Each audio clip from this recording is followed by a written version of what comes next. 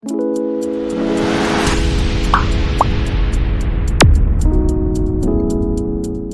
இன்னைக்கு நம்ம வீடியோல சம் நம்பர் 24 தான் பார்க்க போறோம். ஓகேவா? From the following particulars of the AB Limited, prepare a statement showing the cost of materials used, the work cost, total cost, the percentage of work expenses to productive wages.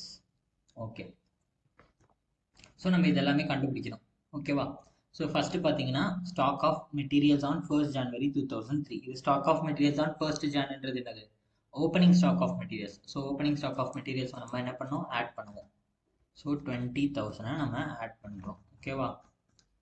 அடுத்தது பாருங்க, stock of finished goods on 1st January 2003. Stock of finished goods என்னது? நமக்கு cost of production of goods சோல்டில் போகும் 51,000. So cost of finished குட்ஸை நம்ம add பண்ணுவோம் 51,000. அடுத்தது purchase of raw materials. So purchase of raw materials நமக்கு ரா மெட்டீரியல்ஸ் கன்சியூம்டில் போயிடும் 5,80,000. ஸோ நம்ம பர்ச்சேஸஸை ஆட் பண்ணுவோம் 5,80,000. அடுத்தது ப்ரொடக்டிவ் வேஜஸ். Productive wages 3,90,000.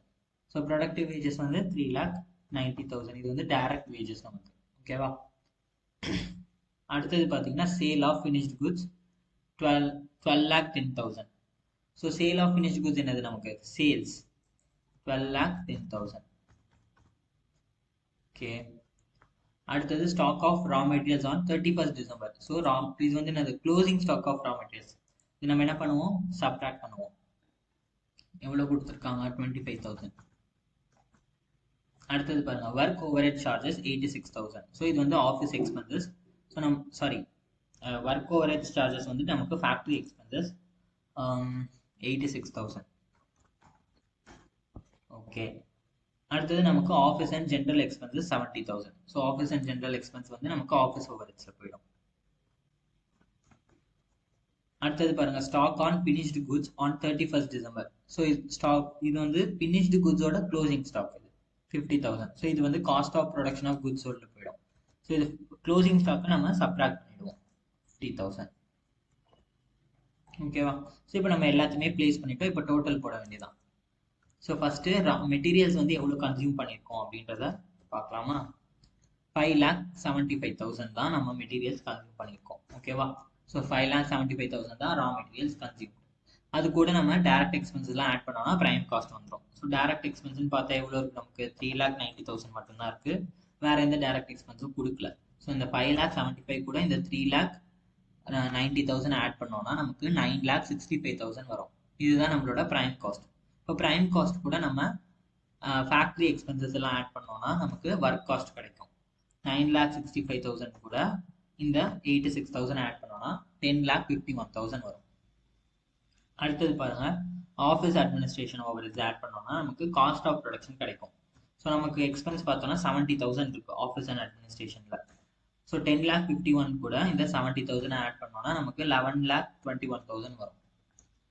அடுத்தது நமக்கு வந்து cost of production of goods சோல்டுக்கு finished goods of opening and closing ரெண்டுமே கொடுத்துருக்காங்க. ஸோ நம்ம ஓப்பனிங்ல இருந்து க்ளோசிங்கை சப்ராக்ட் பண்ணிட்டோம்னா நமக்கு 1,000 இருக்கும். ஸோ 1,000 தான் நம்மளோட நெட் ஃபினிஷ்டு குட்ஸ். ஓகேவா? நெட் ஃபினிஷ்டு குட்ஸோட ஸ்டாக். ஸோ இந்த 11,21,000 கூட அந்த நெட் ஃபினிஷ்டு குட்ஸை நம்ம ஆட் பண்ணோம்னா 11,22,000 வந்துடும்.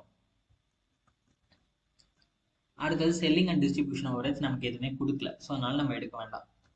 அடுத்தது பார்த்தீங்கன்னா ஸ்ட்ரெயிட்டாக நம்ம வந்து காஸ்ட் ஆஃப் சேல்ஸ்க்கு வந்துட்டோம். ஏன்னா செல்லிங் அண்ட் டிஸ்ட்ரிபியூஷன் இருந்தால் அதையும் ஆட் பண்ணியிருப்போம். ஸோ அது எதுவுமே கொடுக்காதனால நம்ம அதை எடுத்துக்க வேணாம். ஸ்ட்ரெயிட்டாக 11,22,000 நம்ம காஸ்ட் ஆஃப் சேல்ஸாக எடுத்துக்கலாம். அடுத்தது பாருங்க, சேல்ஸ் வந்துட்டு 1,21,000 தான். காஸ்ட் வந்துட்டு 1,12,000, சேல்ஸ் வந்து 1,21,000. ஸோ இந்த 1,21,000லேருந்து நம்மளோட 1,12,000 காஸ்ட்டை சப்ட்ராக்ட் பண்ணோம்னா 88,000 வந்து ப்ராஃபிட் வருது, நெட் ப்ராஃபிட். ஓகேவா?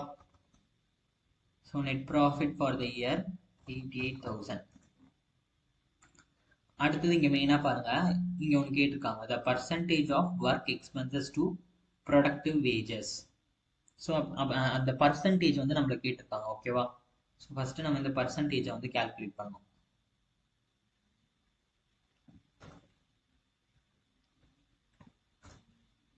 ஓகே, ஃபார்முலா என்னன்னா percentage of work expenses to productive wages. அப்போ work expenses divided by productive wages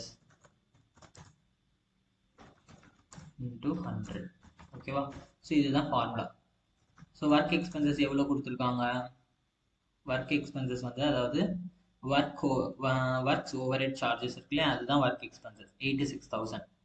so நம்ம ஒர்க் எக்ஸ்பென்சஸ் வந்து 86,000 டிவைடட் பை நமக்கு ப்ரொடக்டிவ் வேஜஸ் எவ்வளோ கண்டுபிடிச்சோம் நம்ம, அது எவ்வளோ கொடுத்துருந்தாங்க? 3,90,000.